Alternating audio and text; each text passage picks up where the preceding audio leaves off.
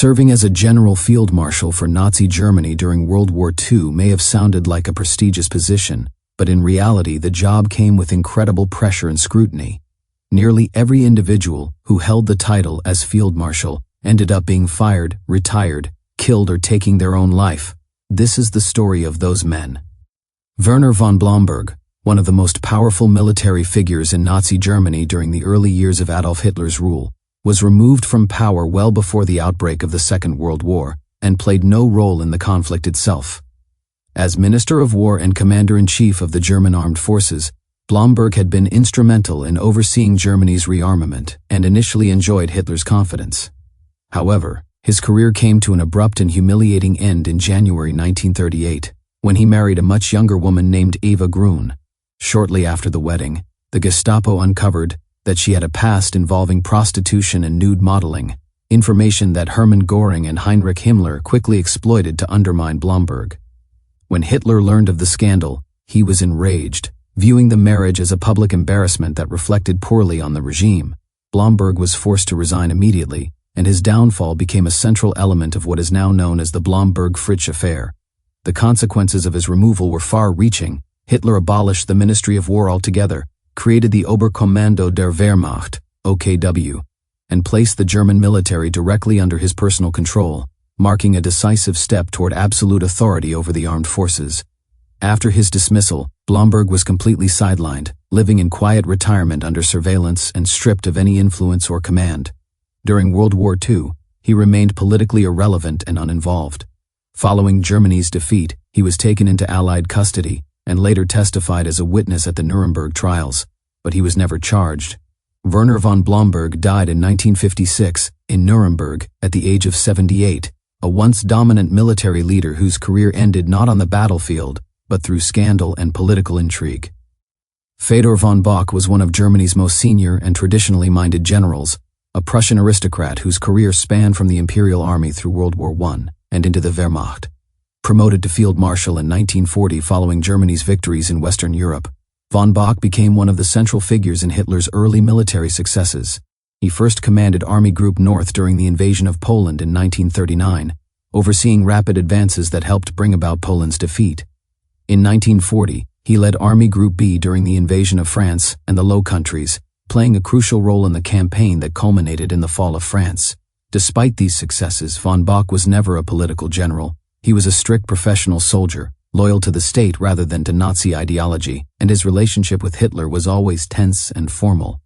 This tension deepened during Operation Barbarossa in 1941, when von Bock was appointed commander of Army Group Center, the main thrust of the invasion of the Soviet Union. His forces achieved massive encirclements at Minsk and Smolensk and advanced to the outskirts of Moscow, but the failure to capture the Soviet capital before winter, combined with Hitler's increasing interference in operational decisions, led to growing conflict between the two men. When the German offensive stalled and Soviet counterattacks began, von Bock was blamed for the failure and removed from command in December 1941. Although briefly recalled in 1942 to command Army Group South during the summer offensive toward the Caucasus, he again clashed with Hitler over strategy, particularly over the division of forces between Stalingrad and the oil fields. By July 1942, Hitler dismissed him permanently. Von Bock spent the remainder of the war in enforced retirement, marginalized and closely watched, but never implicated in the July 20 plot against Hitler. In May 1945, shortly after Germany's surrender, Fedor von Bock was killed when a British air raid struck his car near Kiel. He died not as a disgraced conspirator or a committed Nazi, but as a rigid, old-school commander whose insistence on professional military judgment increasingly put him at odds with a dictator unwilling to tolerate dissent. Walter von Brauchitsch was the commander-in-chief of the German army at the outbreak of the Second World War and one of the most senior officers in the Wehrmacht during its early campaigns.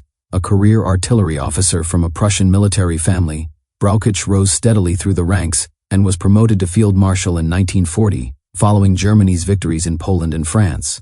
As head of the army, he oversaw the rapid expansion and modernization of German ground forces, but his authority was increasingly undermined by Adolf Hitler's growing tendency to involve himself directly in military planning.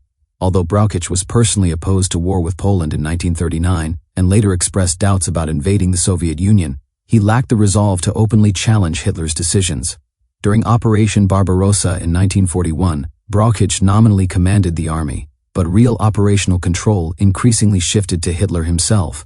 As the campaign stalled before Moscow and German forces suffered severe losses during the winter counteroffensive, Hitler blamed Brauchitsch for the failure, accusing him of weakness and defeatism. In December 1941, Brauchitsch was dismissed from his post, and Hitler assumed direct command of the army, marking another decisive step toward centralized personal control of the Wehrmacht. After his removal, Brauchitsch lived in isolation and declining health, largely forgotten by the regime he had served. He was arrested by Allied forces after the war and initially slated to be tried at Nuremberg, but poor health prevented the proceedings from going forward. Walter von Brauchitsch died in 1948, a former commander-in-chief whose inability to resist political domination left him sidelined and powerless at the critical moments of Germany's war effort. Ernst Busch was one of the most politically reliable senior officers in the German army, and a field marshal whose career was closely tied to Adolf Hitler's favor. Unlike many of his aristocratic contemporaries, Busch came from a modest background and was known for his strict discipline, rigid obedience, and unwavering loyalty to the Nazi leadership.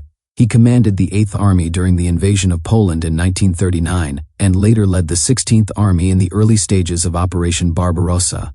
In 1941, Busch was given command of Army Group Center during the advance toward Moscow, but his tenure was brief and he was soon replaced, partly due to operational disagreements and partly because of Hitler's shifting priorities. Busch's most prominent role came in 1943, when he was promoted to Field Marshal and appointed commander of Army Group Center once again, this time tasked with holding a vast and increasingly untenable front against the advancing Red Army. He followed Hitler's orders to stand fast with absolute loyalty, refusing withdrawals even when the situation became desperate. This rigid adherence to orders proved catastrophic during the Soviet summer offensive of 1944, Operation Bagration, which shattered Army Group Center and resulted in one of the greatest defeats in German military history. In the aftermath of the disaster, Busch was dismissed by Hitler, who needed a scapegoat despite having issued the orders that made the collapse inevitable. Captured by Soviet forces shortly afterward, Ernst Busch spent the remainder of his life in captivity. He died in a Soviet prisoner of war camp in 1945, a field marshal whose loyalty to authority ultimately outweighed independent military judgment and led to both personal and strategic ruin. Ewald von Kleist was one of the German Army's most capable operational commanders, particularly noted for his leadership of large armored formations during the early years of the Second World War. A veteran of the First World War and a member of the old Prussian officer class, von Kleist rose to prominence during the invasion of France in 1940, where he commanded Panzer Group Kleist, the powerful armored spearhead that drove through the Ardennes and helped encircle Allied forces at Dunkirk. His success in that campaign earned him promotion to Field Marshal and established his reputation as a master of mobile warfare. In 1941, von Kleist commanded Panzer Group 1 during Operation Barbarossa, leading deep advances into Ukraine and playing a key role in the massive encirclement battles at Uman and Kiev. The following year, he was given command of Army Group A during the German summer offensive toward the Caucasus, tasked with seizing the vital oil fields that Hitler believed would decide the war. As the situation deteriorated in late 1942 and early 1943, von Kleist repeatedly urged permission to conduct a flexible withdrawal to avoid encirclement, but Hitler rejected these requests, insisting on holding ground at all costs. Despite his efforts to stabilize the front, after the disaster at Stalingrad, von Kleist increasingly fell out of favor for what Hitler perceived as a lack of aggressive spirit. In March 1944, he was relieved of command and placed into retirement. After Germany's defeat, von Kleist was captured by American forces and later handed over to the Soviet Union. He was tried and convicted for war crimes by a Soviet court, although the proceedings were widely regarded as politically motivated.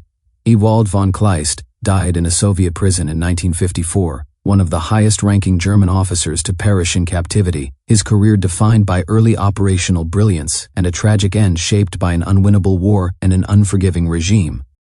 Gunther von Kluger was one of Germany's most capable and intellectually respected field marshals, a commander whose career was marked by early success, growing disillusionment, and a tragic end. A professional officer from a Prussian military family, Von Kluger commanded the Fourth Army during the invasion of Poland in 1939, and later played a major role in the defeat of France in 1940, where his army helped break through Allied defenses and advance deep into French territory. Promoted to Field Marshal soon after, he became a key figure in Operation Barbarossa, commanding the Fourth Army and later Army Group Center during the drive toward Moscow in 1941. His forces achieved enormous encirclements and inflicted devastating losses on the Red Army, but as the offensive stalled and winter set in, von Kluger found himself increasingly constrained by Hitler's refusal to allow operational flexibility. Despite private doubts about Hitler's leadership, von Kluger continued to carry out orders, balancing professional duty with growing concern over the war's direction. In 1943, he was appointed Commander-in-Chief West, responsible for defending German-occupied France against an expected Allied invasion. By this point, von Kluger had become quietly sympathetic to elements of the German resistance, though he never fully committed himself to the July 20 plot against Hitler. After the Allied landings in Normandy in 1944, he inherited an increasingly hopeless situation, hampered by shortages, air superiority, and Hitler's insistence on rigid defense. Suspected by the Nazi leadership of disloyalty and facing imminent arrest after being implicated indirectly in the failed assassination attempt, von Kluger chose to take his own life in August 1944 while being recalled to Germany. In a final letter to Hitler, he acknowledged Germany's impending defeat and urged an end to the war. Gunther von Kluger's death marked the end of a commander who had remained loyal in action, yet increasingly opposed in conscience, ultimately crushed between military professionalism and a regime that tolerated no dissent. Georg von Küchler was a senior German field marshal whose wartime career was closely associated with the brutal and protracted fighting on the Eastern Front. A career officer with a reputation for discipline and organizational ability, von Küchler commanded the 18th Army during the invasion of Poland in 1939 and later played a central role in the early stages of Operation Barbarossa as commander of Army Group North. His forces advanced rapidly through the Baltic states in 1941 and laid siege to Leningrad, one of the longest and most devastating encirclements in modern history. Under von Küchler's command, Army Group North enforced policies that contributed directly to the starvation and suffering of the city's civilian population, reflecting both the ideological nature of the war in the East and the Wehrmacht's complicity in Nazi crimes. Promoted to Field Marshal in 1942, von Küchler continued to oversee operations around Leningrad as the Red Army gradually regained strength. As Soviet offensives intensified in late 1943 and early 1944, von Küchler argued for a controlled withdrawal to shorter, more defensible lines, but Hitler rejected these proposals, insisting that ground be held at all costs.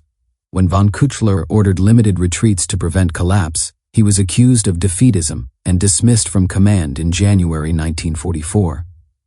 After the war, von Küchler was tried by a U.S. military tribunal during the High Command trial at Nuremberg, where he was convicted of war crimes for his role in the siege of Leningrad and the treatment of civilians.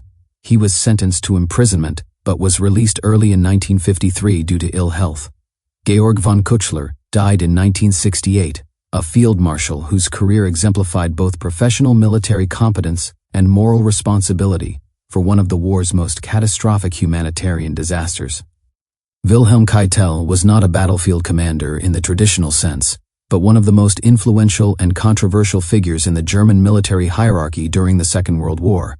A career officer who rose through administrative and staff positions, Keitel became head of the Oberkommando der Wehrmacht, the OKW, in 1938, after the dismissal of Werner von Blomberg. Promoted to Field Marshal in 1940, Keitel served as Adolf Hitler's chief military advisor and principal intermediary between the Führer and the armed forces. Lacking the independence and authority of earlier German chiefs of staff, Keitel became known for his unquestioning loyalty and willingness to sign and transmit Hitler's orders, even when they clearly violated international law.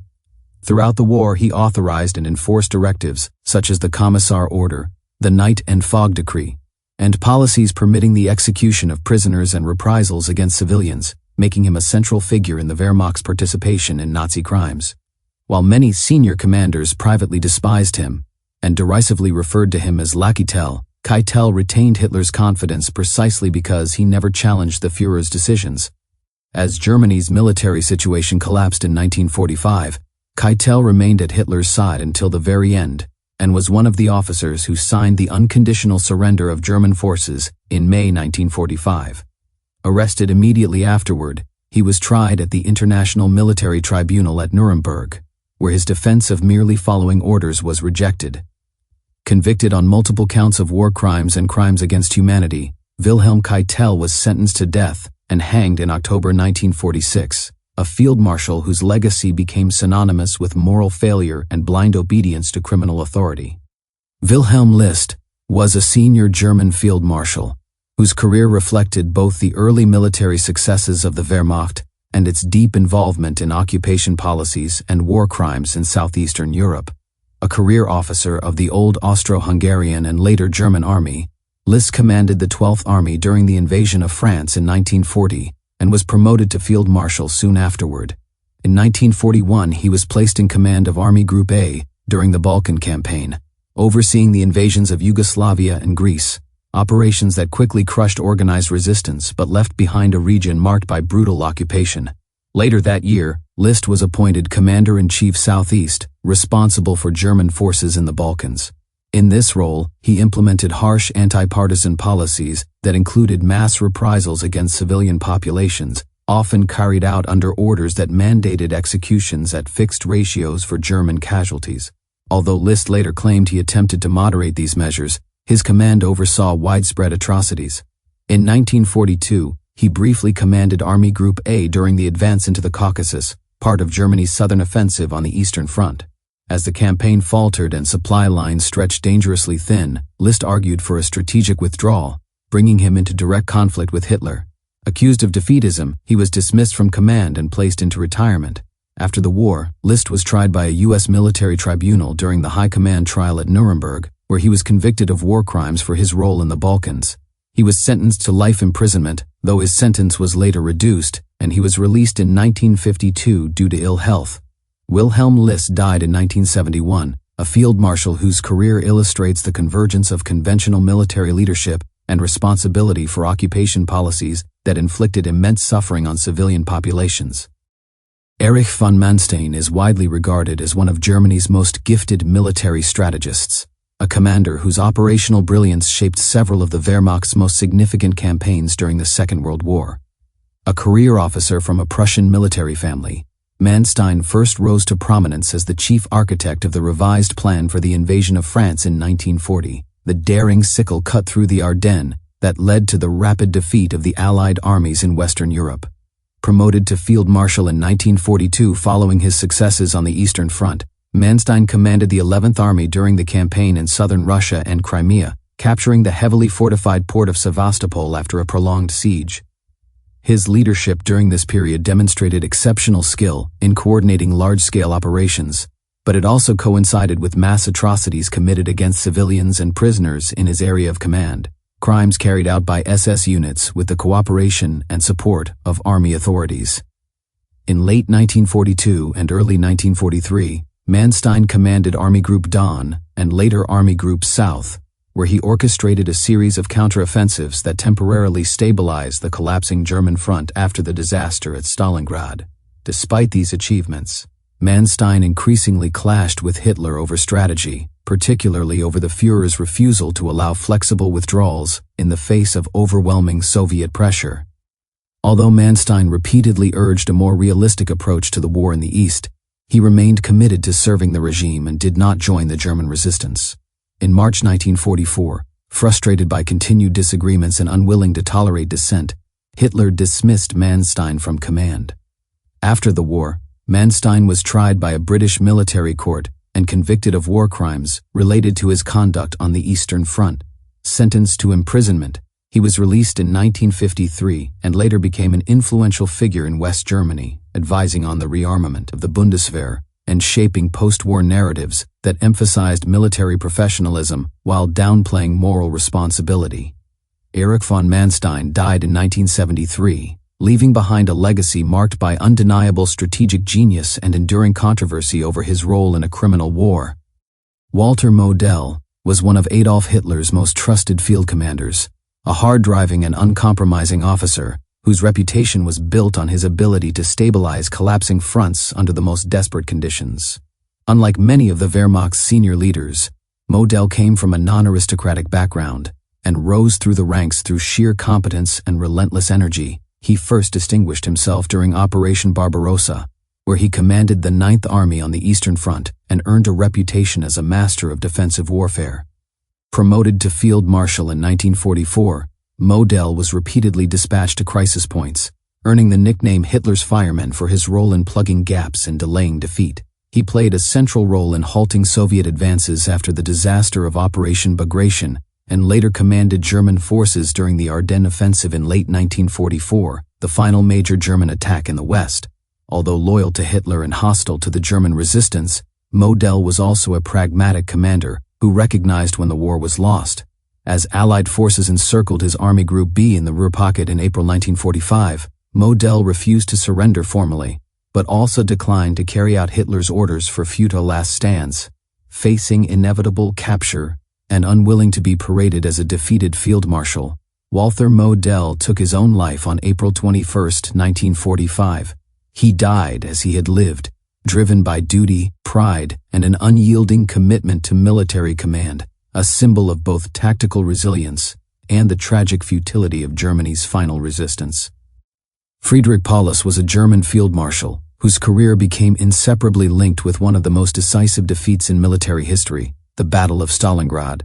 A meticulous staff officer rather than a charismatic battlefield commander, Paulus rose through the ranks as a planner and organizer, serving under senior commanders such as Walter von Reichenau and Erich von Manstein. In 1942, he was appointed commander of the newly formed 6th Army and tasked with leading the main German offensive toward the city of Stalingrad. Initially, his forces achieved rapid gains, pushing deep into southern Russia, but as the battle turned into a brutal street-by-street struggle, the limitations of Paulus's cautious leadership became increasingly apparent. When Soviet forces launched a massive counteroffensive in November 1942 and encircled the 6th Army, Paulus repeatedly requested permission to break out, but Adolf Hitler forbade any withdrawal, ordering the army to hold its ground. In January 1943, as the situation became hopeless and starvation and disease ravaged his troops, Hitler promoted Paulus to field marshal, implicitly expecting him to commit suicide rather than surrender. Since no German field marshal had ever been captured alive, Paulus refused to do so. On February 2, 1943, he surrendered the remnants of the 6th Army to Soviet forces, marking a catastrophic turning point in the war. Taken into Soviet captivity, Paulus later cooperated with Soviet authorities and became a prominent member of the National Committee for a Free Germany, speaking out against Hitler and testifying at the Nuremberg trials. After years in captivity, he was released to East Germany in 1953, where he lived quietly until his death in 1957. Friedrich Paulus remains a tragic figure, remembered less for strategic brilliance than for the moral and human collapse of an army sacrificed to an inflexible and disastrous command system. Walter von Reichenau was one of the most openly ideological and politically committed senior officers in the German army, a field marshal whose military career was inseparable from his enthusiastic support for Adolf Hitler and National Socialism. A career officer from a Prussian military family, Reichenau played a key role in securing the army's loyalty to Hitler during the early years of the Nazi regime and was among the first senior generals to embrace Nazi racial ideology. During the invasion of Poland in 1939, he commanded the 10th Army, whose rapid advance contributed significantly to Germany's victory. Promoted to Field Marshal in 1940, Reichenau later took command of the 6th Army during Operation Barbarossa in 1941. Under his leadership, the 6th Army became deeply involved in the ideological war of annihilation in the East. Reichenau issued the infamous Severity Order, which explicitly encouraged soldiers to participate in the persecution and killing of Jews and political commissars, closely aligning the army with the actions of the SS and Einsatzgruppen. His command oversaw widespread atrocities against civilians and prisoners, making him one of the clearest examples of Wehrmacht complicity in Nazi crimes. In December 1941, Reichenau was appointed commander of Army Group South, but his tenure was cut short when he suffered a severe stroke while out jogging in freezing conditions in January 1942. Evacuated by aircraft, he died shortly afterward from complications, never facing accountability for his actions. Walter von Reichenau's death removed one of the Wehrmacht's most fervent ideological supporters, leaving behind a legacy defined not only by military command, but by active participation in one of history's most destructive and criminal wars. Erwin Rommel, widely known as the Desert Fox, was one of Germany's most celebrated and charismatic field marshals, famed for his daring leadership and tactical ingenuity. A career officer with roots in the First World War, Rommel first gained prominence as a skilled commander in the North African theater, where he led the Afrika Korps with audacity, achieving a series of rapid advances against British and Allied forces. Promoted to Field Marshal in 1942, Rommel became a symbol of aggressive mobile warfare, admired by both German troops and the international press. However, his fame often overshadowed the larger strategic realities. Rommel was frequently constrained by supply shortages, extended lines of communication, and the directives of an inflexible high command. By 1944, he was appointed commander of Army Group B in France, responsible for defending the Atlantic Wall against an anticipated Allied invasion. Rommel worked tirelessly to strengthen defenses and boost troop morale, but he increasingly clashed with Hitler over strategy, advocating for flexibility and realistic defensive measures in the face of overwhelming Allied strength. Privately, Rommel grew critical of Hitler and, by mid-1944, became tangentially connected to the July 20 plot to assassinate the Führer, though he did not participate directly. After the plot failed, Hitler offered Rommel a grim choice: face public trial, which would endanger his family, or commit suicide. On October 14, 1944, Rommel took his own life, and the Nazi regime officially announced he had died from war wounds. Rommel's legacy endures as a brilliant tactician, a revered leader of men, and a figure whose personal honor and humane approach to warfare stood in stark contrast to the criminality of the regime he served. Gerd von Rundstedt was one of Germany's most senior and experienced commanders during the Second World War, a field marshal whose long military career spanned both world wars and exemplified the professional, conservative Prussian officer corps. Known for his calm demeanor, strategic patience, and preference for defensive warfare, Rundstedt played central roles in several of the Wehrmacht's major campaigns. He commanded Army Group South during the invasion of France in 1940, contributing to the swift and decisive victory over the Allies, and later held key commands on the Eastern Front, where he oversaw operations in southern Russia and Ukraine. Promoted to Field Marshal in 1940, Rundstedt was often entrusted with defending Germany's most critical fronts, including overseeing the German forces in the West during the Allied invasion of Normandy in 1944. Unlike some of his contemporaries, he was neither ideological nor politically ambitious. He maintained a professional distance from the Nazi Party and often expressed privately that Hitler's interference in military matters endangered the army. Nevertheless, Rundstedt implemented orders that aligned with the regime's harsh occupation policies and participated in campaigns that resulted in civilian suffering, reflecting the moral ambiguities of senior Wehrmacht leadership. As the war turned against Germany, Rundstedt repeatedly advocated flexible defensive strategies to conserve manpower, but his advice was often ignored by Hitler. He was dismissed and recalled several times in 1944 and 1945, finally retiring as the Third Reich collapsed. After the war, Rundstedt was held by the Allies, interrogated, but never tried at Nuremberg, and he lived quietly until his death in 1953. Gerd von Rundstedt remains a complex figure, a consummate professional soldier whose tactical skill and leadership were overshadowed by his complicity in a criminal regime and the devastation wrought by the war. Ferdinand Schorner was one of Nazi Germany's most ruthless and loyal field marshals, notorious for his strict discipline and harsh treatment of both soldiers and civilians. A career officer who rose through the ranks during the interwar years, Schorner became known for his unyielding enforcement of obedience and his willingness to carry out Hitler's orders without question. He commanded forces on the Eastern Front during some of the most desperate phases of the war, including Army Group South and Army Group Center, where he led defensive operations against the advancing Red Army. Promoted to Field Marshal in 1944, Schorner was infamous for his draconian methods. He often executed or harshly punished soldiers for retreating without orders, reflecting his belief that personal loyalty to Hitler and discipline were paramount. Despite his reputation for brutality, he was regarded by Hitler as one of the most dependable commanders, particularly in situations where others hesitated to enforce the Führer's impossible directives. In the final months of the war, Schörner commanded the remaining German forces in Czechoslovakia and southern Germany, often retreating in the face of overwhelming Allied pressure, but still enforcing rigid discipline. As Germany collapsed in May 1945, Schörner attempted to flee westward to surrender to American forces, but was captured and eventually extradited to the Soviet Union, where he was imprisoned for over a decade. Released in 1955, he lived out his remaining years in West Germany and died in 1973. Ferdinand Schörner's legacy is defined by operational skill, extreme discipline, and unwavering loyalty to Hitler, making him one of the most feared and controversial field marshals of the Third Reich. Maximilian von Weichs was a senior German field marshal whose career was closely tied to the operational successes and failures of the Wehrmacht on the Eastern Front.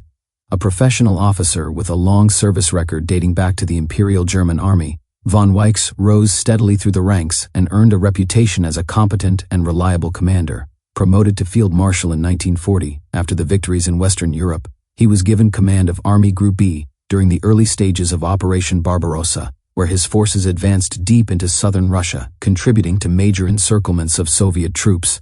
Later, von Weichs commanded Army Group South during the Crimean Campaign, overseeing the capture of Sevastopol, and in 1942 he participated in the summer offensive toward the Caucasus oil fields. While his operations were tactically successful, they also coincided with the widespread implementation of harsh occupation policies, including reprisals against civilians, reflecting the Wehrmacht's complicity in Nazi war crimes. As the war turned against Germany, von Weichs was gradually removed from frontline command and placed into reserve, eventually retiring from active service before the collapse of the Reich. After the war, he was interrogated by Allied forces but was not prosecuted at Nuremberg, living quietly until his death in 1954. Maximilian von Weichs is remembered as a professional soldier whose operational skill was evident in the Wehrmacht's campaigns, but whose career, like many of his contemporaries, was inseparable from the criminal and destructive war waged by Nazi Germany. Albert Kesselring was one of Nazi Germany's most experienced and versatile commanders, a field marshal whose career spanned both the Luftwaffe and ground operations. Originally trained as an artillery officer in the First World War, Kesselring transitioned to aviation and rose to prominence as a Luftwaffe general during the interwar years. Promoted to Field Marshal in 1941, he played a pivotal role in the Mediterranean and Italian theaters, commanding air operations during the invasions of Poland, France, and the Low Countries, and later overseeing the Luftwaffe's campaigns in the Mediterranean.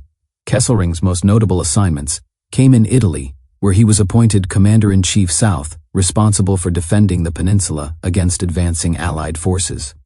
There, he coordinated both air and ground defenses, skillfully delaying the Allies with fortified positions along rivers and mountain passes, including the Gustav Line and Monte Cassino. Despite his operational skill, Kesselring's tenure was also marked by complicity in harsh occupation measures, including reprisals against Italian civilians and partisan fighters. After Germany's surrender, Kesselring was tried by a British military tribunal, convicted of war crimes and sentenced to death, a sentence later commuted to life imprisonment. Released in 1952, he lived quietly in West Germany until his death in 1960. Albert Kesselring's legacy reflects a rare combination of tactical brilliance and ruthless adherence to orders, a field marshal whose expertise delayed Allied advances, but whose career remains shadowed by the criminal policies of the regime he served. Erhard Milch was one of the most influential administrators and commanders of the Luftwaffe, a field marshal whose career combined organizational talent with controversial involvement in the darker aspects of the Nazi war machine. Originally trained as an officer in World War I, Milch later became a key figure in the development and expansion of Germany's Air Force under the Treaty of Versailles restrictions. Promoted to Field Marshal in 1940, he was instrumental in overseeing aircraft production, logistics, and the coordination of the Luftwaffe's vast infrastructure, ensuring that German air operations could be carried out across multiple theaters. Milch's contributions to the Luftwaffe's operational effectiveness were significant, but his career was also marred by his involvement in the use of forced labor and concentration camp prisoners to meet production quotas, for which he was later tried and convicted at the Nuremberg Milch trial. Sentenced to imprisonment, he was released early in 1951 and lived in West Germany until his death in 1972. Erhard Milch remains a complex figure, a brilliant administrator whose organizational skills strengthened the Luftwaffe, but whose complicity in Nazi exploitation and crimes highlights the moral compromises inherent in serving the Third Reich. Alexander Lohr was a senior Luftwaffe field marshal whose career combined operational command with a reputation for ruthlessness, particularly in the Balkans and southeastern Europe. Originally an officer in the Austro-Hungarian army during World War I, Lohr joined the Austrian Air Force after the war and later integrated into the Luftwaffe following Austria's annexation by Germany in 1938.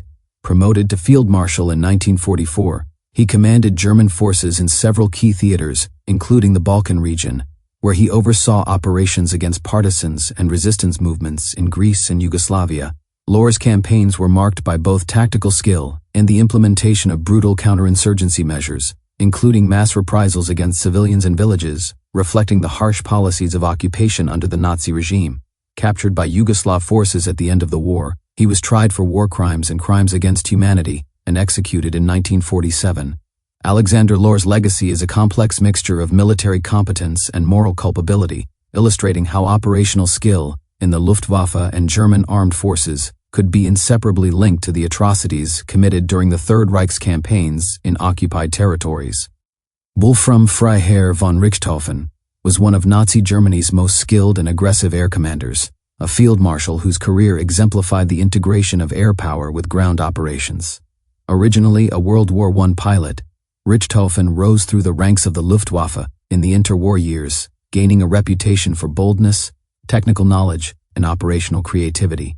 Promoted to Field Marshal in 1943, he played a key role in the Spanish Civil War, where he helped refine the Luftwaffe's tactics in close air support and bombing campaigns, experiences he later applied to World War II. During the early years of the war, Richthofen commanded air units in Poland, France, and the Low Countries, demonstrating his ability to coordinate air-ground operations effectively. On the Eastern Front, he directed air support for major German offensives, including the encirclement battles at Kyiv and the drive towards Stalingrad. Richthofen's forces often carried out devastating aerial bombardments, which inflicted severe civilian casualties, highlighting the moral ambiguity of his operational successes. Later in the war, he commanded Luftflotte 4 in the southern sector of the Eastern Front and oversaw the Luftwaffe's efforts in Italy. After Germany's surrender, Richthofen was captured by Allied forces, but was not prosecuted for war crimes and was released in 1948. He died in 1948 from natural causes. Wolfram von Richthofen remains remembered as a tactically brilliant air commander, whose skill in operational planning was shadowed by the destructive consequences of his campaigns. Hugo Sperl was a senior Luftwaffe field marshal, whose career was defined by both operational command and the implementation of Germany's strategic bombing campaigns. A veteran of World War I, Sperl joined the Luftwaffe in the interwar period and quickly rose through the ranks due to his organizational skill and experience in aviation. Promoted to Field Marshal in 1940, he commanded Luftflotte 3 during the Battle of France and later played a central role in the Battle of Britain, directing extensive bombing operations against British cities and military targets. Sperl's leadership emphasized large-scale coordination of air power, but it also involved participation in attacks that caused significant civilian casualties, making him complicit in the Luftwaffe's role in the terror bombing of urban centers. Following the failure of the air campaign against Britain, Sperl was transferred to the Mediterranean and southern Europe, where he oversaw air operations in support of German and Axis ground forces, including the defense of Italy and southern France. After Germany's surrender, he was tried by a British military tribunal for war crimes, including his role in bombing civilian targets, but was acquitted in 1948. Sperl lived quietly in post-war West Germany until his death in 1953. Hugo Sperl's legacy reflects a combination of operational competence, strategic influence, and the moral complexities of commanding air forces in a war marked by deliberate attacks on civilian populations. Hans-Jürgen Stumpf was a senior Luftwaffe commander and field marshal, whose career was marked by service in both world wars and a reputation for technical competence and administrative skill. A professional officer with early experience in the Imperial German Air Service during World War I, Stumpf joined the newly established Luftwaffe in the 1930s and became a trusted member of Germany's air command structure. Promoted to Field Marshal in 1940, he played a significant role during the Battle of France and the early phases of the Battle of Britain, overseeing coordination between air units and ensuring operational readiness of Luftwaffe forces. Unlike some of his contemporaries, Stumpf was not closely associated with high-profile combat operations but focused on planning, logistics, and staff responsibilities that were essential to the Luftwaffe's functioning. He also served in senior roles in air defense, contributing to the protection of German territory against Allied bombing raids. Following Germany's defeat, Stumpf was captured by Allied forces and held for a brief period but was never prosecuted for war crimes. He lived the remainder of his life in West Germany, passing away in 1981. Hans-Jürgen Stumpf is remembered as a competent and reliable air commander, whose career exemplified the professional staff work and organizational oversight that sustained the Luftwaffe throughout the war. Robert Ritter von Greim was the last officer promoted to the rank of Field Marshal in Nazi Germany, assuming command of the Luftwaffe during the final desperate weeks of the Second World War.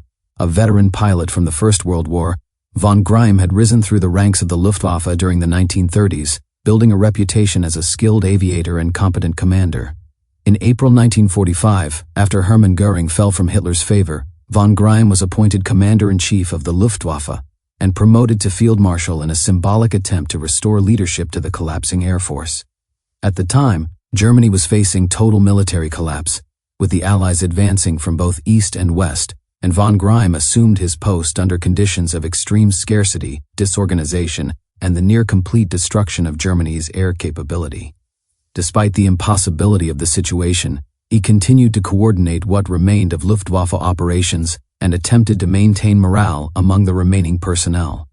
Shortly before Germany's surrender, von Greim flew into Berlin to meet Hitler and take command, a final demonstration of loyalty that placed him at the very center of the Third Reich's last days. Following the capitulation of Germany, von Greim was captured by American forces on May 24, 1945. While in U.S. custody in Salzburg, he took his own life by poison, becoming the last German field marshal to die as a direct consequence of the war.